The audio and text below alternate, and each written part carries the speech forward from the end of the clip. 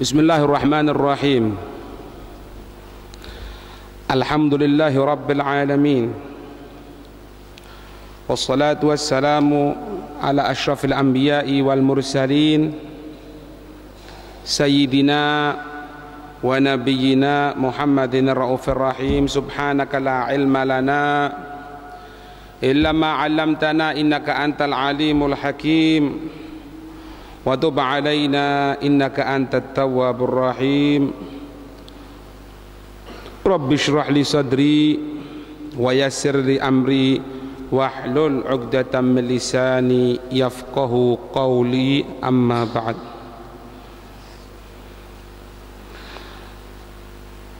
Kita sampai pada cerita Nabi Allah Sulaiman yang kemarin diceritakan bahwasannya Nabi Allah Sulaiman telah dapat keyakinan bahwasannya apa yang disampaikan oleh kelompok jin yang mengatakan bahwasannya kakinya dari Ratu Balqis itu seperti kaki himar atau keledai, ternyata dibuat oleh Nabi Sulaiman, dibangunkan istana yang semuanya istananya itu dibuat dari kaca, diberikan air, diberikan binatang air, binatang laut, ya, ikan laut dan katak kemarin itu. Jadi kalau tidak tahu seolah-olah istana itu tenggelam, dipanggil oleh Nabi Sulaiman. Maka secara otomatis ketika itu Balqis membuka dari kakinya dan kelihatan bahwasannya kakinya itu tidak seperti yang diisukan oleh para jin dari kaki kuda, tidak, tetapi kakinya sempurna, tidak ada kekurangan, cuma ada sedikit kakinya di tulang keringnya dari Ratu Balqis itu ditumbuhi rambut. Kemudian Nabi Sulaiman menginginkan,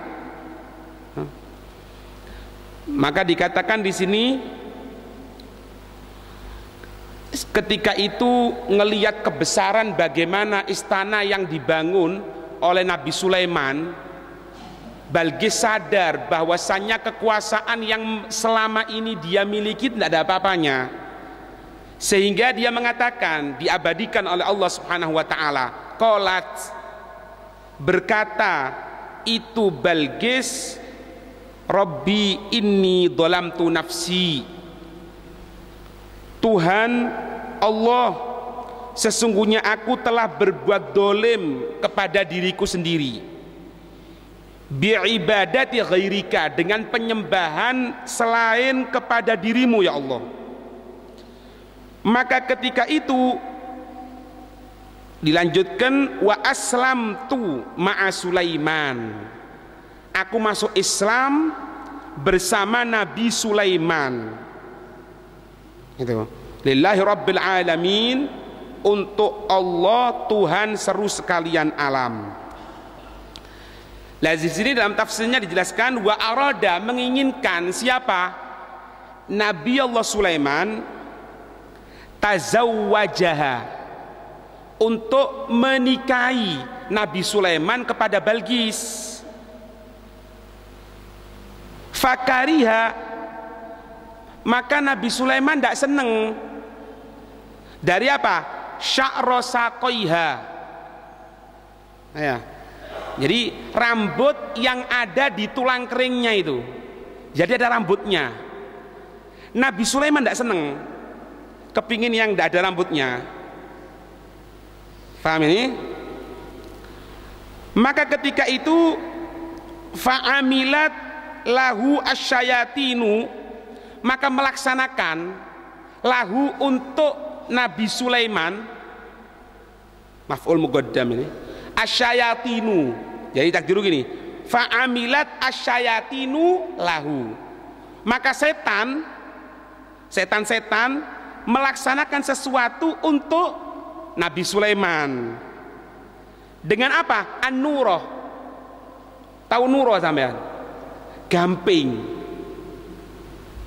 Diambilkan gamping, ya. Katanya setan, gini aja Nabi Sulaiman, ana tahu caranya untuk menghilangkan rambut yang ada di tulang keringnya itu. Aku bisa menghilangkannya dengan gamping, dengan kapur. Ya zaman dulu Pak, silet ndak ono, lading, maksudnya gaya lading ndak mungkin. Ya, diambilkan gamping tadi itu. Kenapa setan langsung mengatakan seperti itu? Ndak langsung ngomong ini setan. Ai ba'da an sa'alal insa amma yuzilu sya'ro, yaitu setelah bertanya, meminta Nabi Sulaiman kepada manusia, amma dari apa-apa yuzilu sya'ro, dari apa-apa yang bisa menghilangkan kepada rambut, gitu loh. Manusia mengatakan apa? Faqalu, mereka mengatakan la nadri, kami tidak tahu. Menungso tidak perlu Pak. Ya apa caranya menghilangkan rambutnya? Tidak tahu kita Nabi Sulaiman. Ya. Fasa'ala syayatina, maka bertanya Nabi Allah Sulaiman kepada para setan. Faqalu, maka setan mengatakan, nahtalulaka, kami akan berbuat untukmu wahai Nabi Sulaiman, hatta yakuna jasadaha kal fiddatil baydha, sampai nanti jasadnya Balqis ini akan menjadi putih seputih perak, gitu Pak. Maka ketika itu setan ngambil apa? Fattakhadu an-nurata wal hammam, mengambil dari kapur gamping dan hammam, burung dara. Kalau kita hubungkan sama VG Pak, sampai tahu namanya samak gitu, menyamak, menghilangkan bulu yang ada di kulit binatang. Dengan cara apa? Menggunakan sesuatu yang ladghun, yang menyengat. Menyengat itu macam-macam, menggunakan air garam juga bisa, menggunakan juga apa? Darkit tuyur, kotoran binatang dari burung dara. Lah ini setan ngambil itu, diambilkan gamping sama diambilkan burung dara. Mungkin burung dara di sini maksudnya kotoran burung dara tadi itu. Paham ini? Maka ketika itu gamping dan burung dara di waktu itu langsung ada, langsung didapatkan, ya.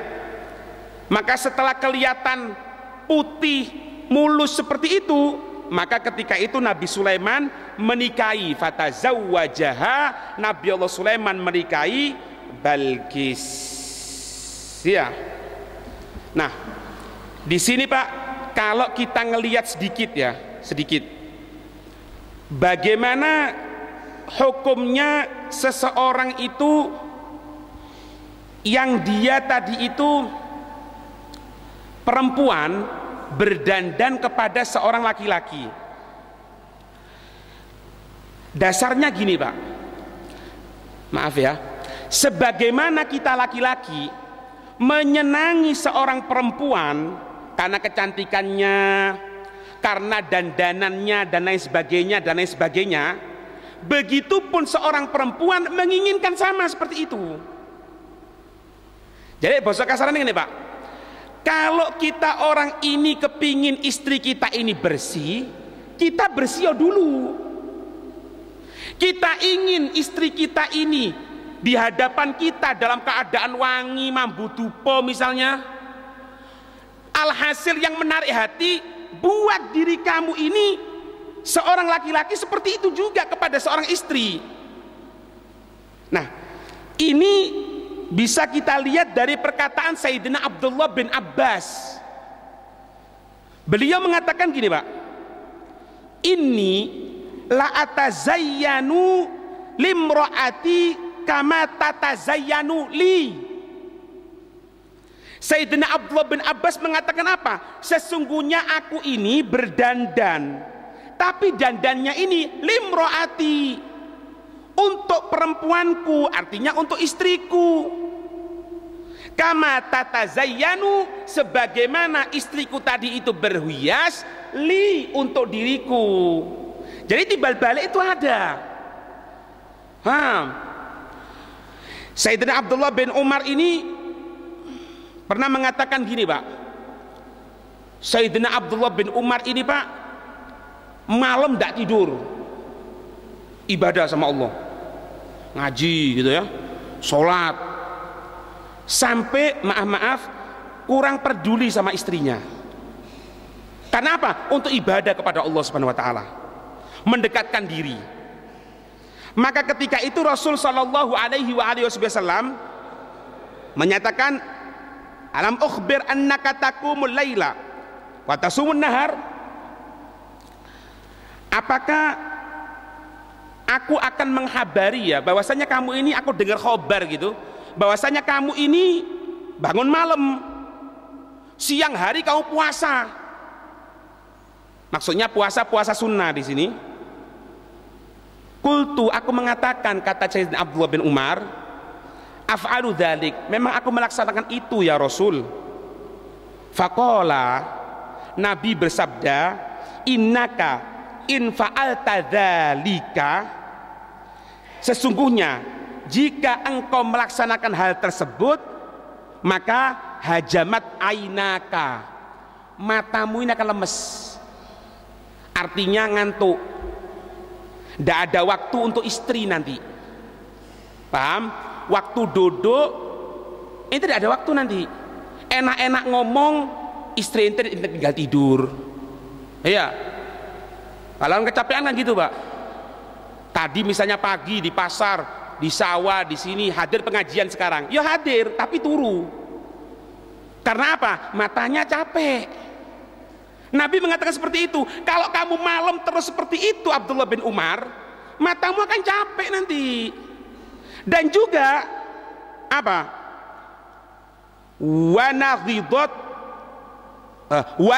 Wanafijat, nafijat ay dhaufa, nafsuka, diri kamu akan lemes.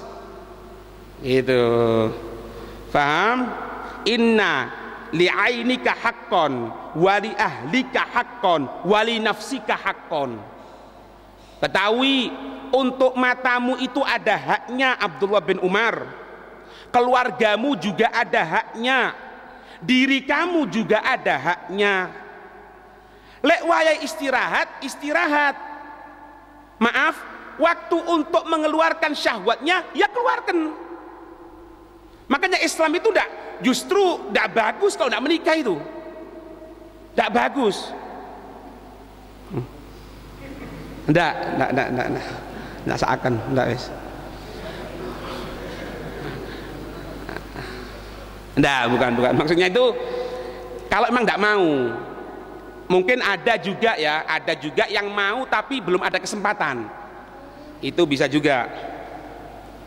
Maka katanya Nabi, fakum wanim wasum wa aftir, bangun kamu tidur, terus bangun tidur, atur sempurna, puasa, jangan tidak puasa, berhenti dulu, itu.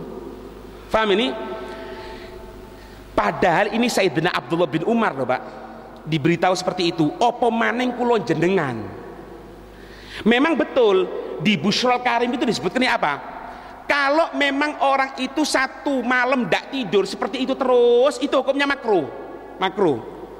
Ya, termasuk apa? Menentukan malam khusus untuk tidak tidur, malam Jumat tidak tidur, makruh. Atau tidak tidur sama sekali, makruh. Ada gaidahnya di situ. Kecuali apabila jiwanya itu menjadi seneng, justru sedih, susah, sumpek kalau tidak bangun malam, kalau tidur malam. Itulah, Pak. Cuman kenyataannya seperti ini. Sayyidina Abdullah bin Umar saja disampaikan seperti itu oleh Nabi, diberikan wejangan. Abdullah bin Umar, mata kamu ini ada haknya. Tidur ada waktunya, bangun ada waktunya, puasa ada waktunya. Suatu saat ya jangan puasa gitu. Padahal Sayyidina Abdullah bin Umar, makanya tidak berani mengatakan anak beb kalau malam tidak tidur karena jiwa anak ini kalau tidur malam sumpek. Ya wallahu a'lam. Iki bener apa ndak wallahu a'lam. Ya. Kalau mau manggil goida yang ada di Busul Karim ya ada masalah memang seperti itu. Gitu loh. Cuma potongan iku lho jenengan iki lho. Ndak ono blas gitu loh. Iku. Paham ya? Dan seorang suami itu Pak, kita ini itu sampai diberi keleluasan loh Pak, diberikan keleluasaan oleh Allah Subhanahu wa Ta'ala, urusan yang kadang-kadang haram tapi untuk menyenangkan kita halal. Tapi sing kenal, tak ulang lagi ya, tak ulang lagi. Iki apa kok ngantuk kabeh ngono apa sih? Apa iki kok sepet kabeh moto iki rek? Apa? Kegedean masjid apa ya apa iki? Apa kayak jine ta ya apa iki rek? Kok sing situk senden, sing situk sepet ngono, sing situk ngene, aduh ndak nyep dene. Dadi setiap pidato kok gak pisan. Iya. Lek sampean kesel, Pak, aku luwih kesel Pak ketok sampean iki. Iya. Motoku sepet ketok sampean nak bener iki. Gitu loh. Enggak kan kok lain gitu ya, kayak lain gitu. Ana sing nyenden ana. Apa iki? Apa nek duit takoni? Hah? Ada duit balik gak akan rek. Nyang nang omah kok tak duit. Wake duit tak buang-buang duit ya, Pak. Ayo ning ngarep iku wake duit. Ndak ono PT-ku dolen. Ono PT ning ngarep dolen. Ndak apa pen. Sepet ndak enak delok. Wis raine pas-pasan ngono ya. Jadi tambah sepet motoe tambah enak blas ngono ya. Saya ulangi lagi ya. Urusan yang haram, Pak, untuk nyenengkan kita sebagai suami diberikan keleluasaan oleh syariat sehingga tidak jadi haram, Pak, malah wajib. Ajib kan? Apa contohnya? Anda berikan contoh. Merubah warna rambut, masih hitam ya, aslinya hitam atau aslinya bule misalnya asli ya, dirubah bentuk lain itu warna lain, haram, tidak boleh. Haram, tidak boleh, haram. Gitu loh. Tapi kalau kita suami menginginkan, Dek, meneh rambutmu ini pacarono. Aku kepingin rambutmu warnane abang, kayak megaloman misalnya. Itu jadi wajib, Pak. Jadi wajib. Kalau istri tidak mau, haram loh ini. Istri ini, asalkan bukan menggunakan cat. Kalau menggunakan cat ya haram. Haramnya bukan merubahnya karena gunakan catnya tadi itu apa semir itu kan cat ya itu cat tembok Pak ya tembok yang meretel rambutnya ya itu loh Pak. Anda berikan contoh lagi, merubah asri khilqah tidak boleh termasuk apa rebonding, tidak boleh itu rebonding, rambutnya keriting kok merico no tadi nyimpen paku nih ngono ya ngono ya dikira bonding nggak boleh, haram, itu merubah asal khilqah. Tapi kalau kita suami menginginkan, Dek, rambutmu daripada jeprak ngono di bonding po orek aku kepingin apa seneng ta Mas, iya itu wajib Pak. Bayangkan syariat itu, ini sebagai bentuk apa? Keleluasaan buat kita Pak. Jangan sampai kita ini terganggu ibadahnya kepada Allah cuma urusan syahwat ini, gitu loh. Diberikan keleluasaan oleh syariat, paham? Sampai di kitab Busul Karim itu, maaf, sebelum orang berangkat Jumatan itu sunnahnya hubungan sama istrinya. Apa alasannya? Sing duwe lek ndak duwe ya meneng kecut-kecut. Kok bendina ngomongin siapa kira akan ya paham alasannya apa di kitab itu jelas Pak. agar supaya engkau berangkat ke masjid hatimu tidak terganggu sama laler dalan. Sing ketok uri-urian, sing ketok nggawe pakaian ndak cukup taine, sing biar terganggu gitu loh. Tujuannya apa sih? Jangan sampai kita ketika ibadah muamalah kepada Allah, pendekatan diri kepada Allah terganggu urusan syahwat kayak ini. Maka syariat memberikan kesempatan sama kita. Ayo wis, untuk merubah warna rambut itu haram, tapi kayak bojomu ndak apa-apa rubahan wis. Rebonding haram, untuk bojomu ndak apa-apa. Gitu loh, Pak. Asalkan ndak bahayakan gitu loh. Nah, kita jangan egois. Kita ini jangan egois. Iki sak bener nasihat iki sing cocok sing dikawin iki rek. Ono sing dikawin iki. Ono. Iya. Cocok. Iya, mangka lek ireng duwe apik ngono ya apa lulur ta apa. Ndak ono gamping ya apa ngono ya. Kita orang laki-laki jangan egois. Jangan pontik kudu nurut mbek aku lho ya. Kon kudu bersih, kon kudu wangi. Lah awake dhewe ndak wangi. Lha ki apa? Bukan seperti itu. Nah, Sayyidina Abdullah bin Umar ini ibadah terus, Pak. Malam bangun, pagi puasa, terus seperti itu. Ditegur sama Nabi kok. Ndak boleh Abdullah bin Umar. Kamu kalau terus-terusan ndak tidur malam, matamu akan lemah loh. Hatimu ini akan lemah. Itulah, Pak. Lah, sama Nabi Sulaiman ini. Nabi Sulaiman seneng kelihatan Balqis karena cantik. Cuma ada kekurangan sedikit. Ya ada rambutnya tadi itu. Dihilangkan dengan menggunakan itu. Nah, sampai hilang kawin. Setelah kawin, wa waladat minhu waladan, memiliki satu anak, ya, dinamai Dawud. Jadi dinamai Dawud. Tapi meninggal ketika masih ada Nabi Sulaiman. Meninggal. Gitulah, Pak. Maka ketika itu Balqis ini terus berbarengan dengan Nabi Sulaiman sampai Nabi Sulaiman wafat.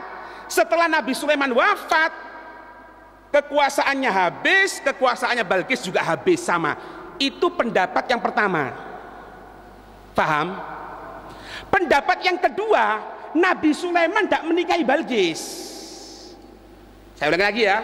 Pendapat yang pertama menyatakan Nabi Sulaiman menikahi Balqis, punya anak laki-laki dinamai Dawud seperti nama ayahnya, tapi wafat ketika Nabi Sulaiman masih hidup, wafat. Kemudian setelah itu bareng terus sama Balqis sampai habis kekuasaannya, habis semuanya. Sampai wafat Nabi Allah Sulaiman. Nah, pendapat yang kedua dikatakan apa? Inna halamma aslamat qala laha Sulaiman. Ketika Balqis masuk Islam, Nabi Sulaiman mengatakan, ikhtari rajulan min qaumiki hatta uzawwijuki iyah. Balqis ini, kamu sudah masuk Islam kan? Sudah masuk Islam kan? Iya. Sekarang pilihin laki-laki dari kaummu yang kamu seneng. Aku akan menikahkan kamu dengan laki-laki tadi itu. Itu. Balqis ngomong, Pak. Balqis kan ratu, Pak. Ratu ngomong, faqalat, berkata itu Balqis, wa mithli ya Nabi Allah, aku akan menikahi sama anak buahku sendiri. Gitu loh, Pak. Jadi timbul perasaan gitu ya.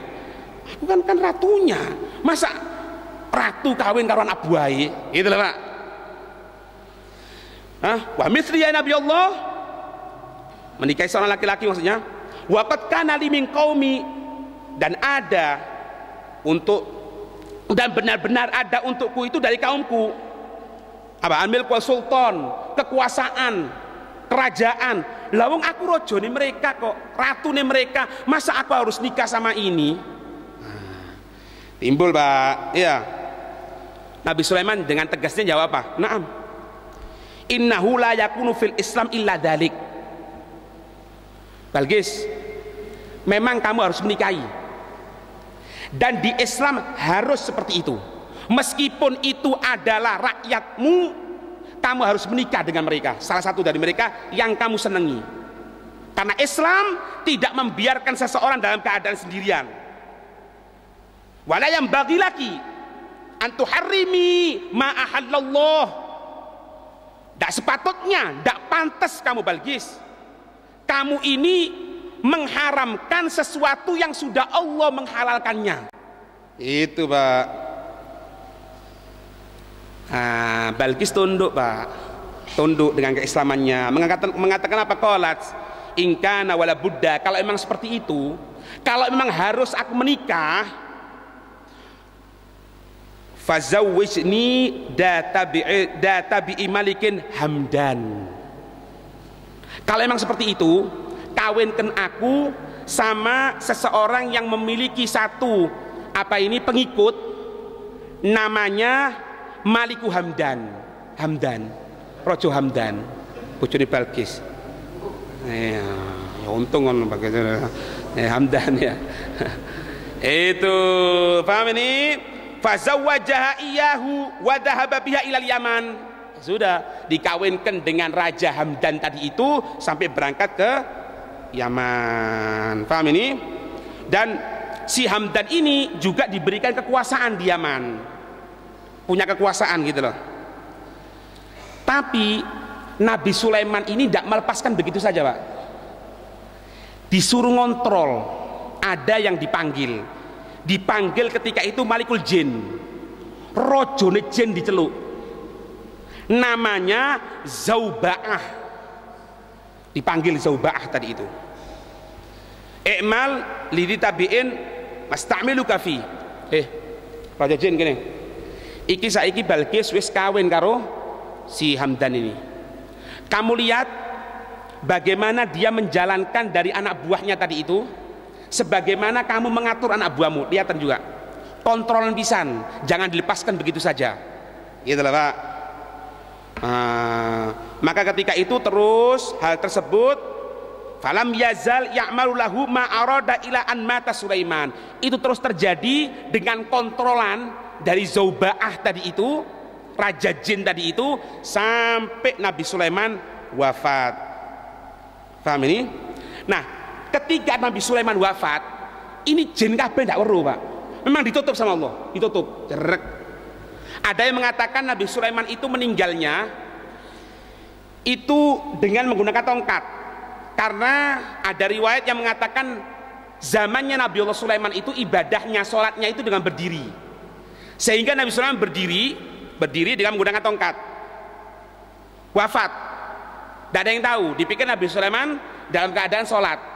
Ketika itu tongkatnya dimakan rayap, sampai dimakan rayap, sampai hancur itu tongkat. Ketika tongkat hancur, Nabi Sulaiman tidak ada yang menegakkan lagi, terjatuh.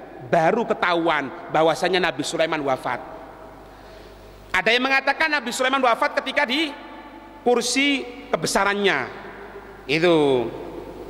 Nah ketika mati, ini jin tidak tahu Pak, tidak tahu, ditutup oleh Allah Subhanahu Wa Taala. Maka ada seseorang ya yang masuk ke daerah Yaman tadi itu,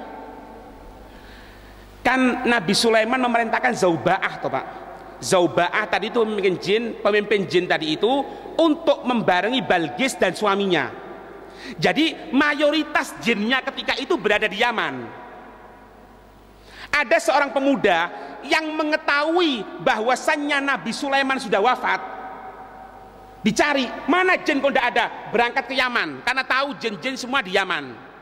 Berangkat ke Yaman, waqala bi'a'la sautihi, maka sang pemuda tadi itu mengangkat, meneriakkan, mengucapkan dengan lantang suaranya, menyatakan apa? Ya ma'syarul jin, wahai sekalian jin, inna Sulaiman qad mata, sesungguhnya Sulaiman telah wafat.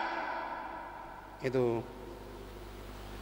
Farfa'u aidikum, angkat tangan kamu sekalian. Maknanya apa? Gini Pak, kamu ini ketika ada Nabi Sulaiman taat, nurut. Sekarang Nabi Sulaiman sudah wafat, apakah kamu masih nurut kepada Nabi Sulaiman? Dengan menggunakan kiasan apa? Farfa'u aidikum, angkat tangan kamu sekalian. Kalau kamu masih setia kepada kekuasaan Sulaiman, angkat tangan kamu semuanya. Diangkat tangannya Pak. Arfa'u aidiyahum wa tafarraqu. pencar nak. Wis tak karu-karuan pencar kabeh. Sampai nanti Nabi Sulaiman difitnah. Gitu Pak. Nabi Sulaiman difitnah. Nah, dikatakan di sini ketika Nabi Sulaiman atas pendapat yang pertama menikahi Balqis tadi itu, ya, itu Nabi Sulaiman gak ngambil kekuasaannya. Balqis dibiarkan tinggal di Sabak dengan kekuasaannya. Paham? Dan Nabi Sulaiman mendatangi Balqis setiap 1 bulan sekali. 1 bulan sekali. Itu. Sekalinya ini selama 3 hari. 3 hari. Jadi berangkat pagi dari Baitul Maqdis langsung berangkat ke Sabak. Tinggal di sana 3 hari, kembali lagi. Itu. Sampai habis kekuasaan Nabi Allah Sulaiman. Ketika itu dikatakan, dijelaskan di sini, Nabi Sulaiman itu menjadi seorang raja ketika umur 13 tahun. 13 tahun. Dan beliau wafat ketika itu umur 53 tahun.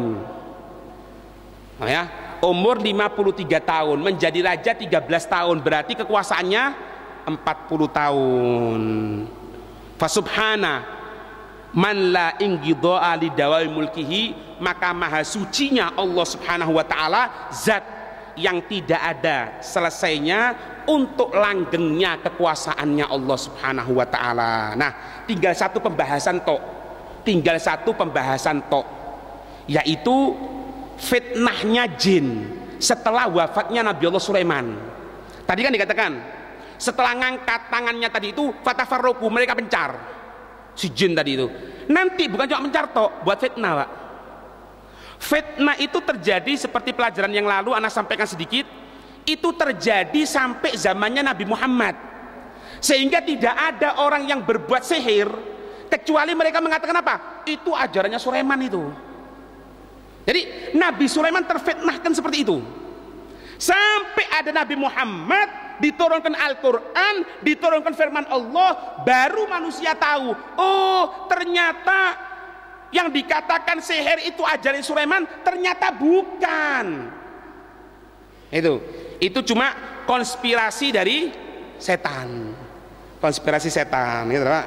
Kalau dihubungkan gitu Pak, kadang-kadang orang itu menggunakan ayat Al-Quran dengan cara yang baik. Orang sakit panas dibacakan Al-Quran, bagus. Tapi kadang-kadang gaya nyantet uang ya maca Quran pisan. Ini dipelintir ini Pak. Gunakan kalimat thayyibah untuk sesuatu yang haram. Ini yang terjadi dengan setan kepada Nabi Allah Sulaiman. Setan ketika ngajari sihir sama manusia, itu dikatakan bahwasanya manusia tidak mau. Loh, ini kan haram loh, jadi sopo. Ini punya Sulaiman ini. Aku tidak berani seperti itu. Tidak berani buat ini Sulaiman, padahal fitnah semuanya Pak. Lah terbongkarnya fitnah tadi itu sampai nanti turunnya Al-Quran ini, bayang no jarak piro Pak. Jadi selama itu Nabi Sulaiman terfitnahkan, gitu Pak. Insyaallah akan kita lihat besok insyaallah biidznillah.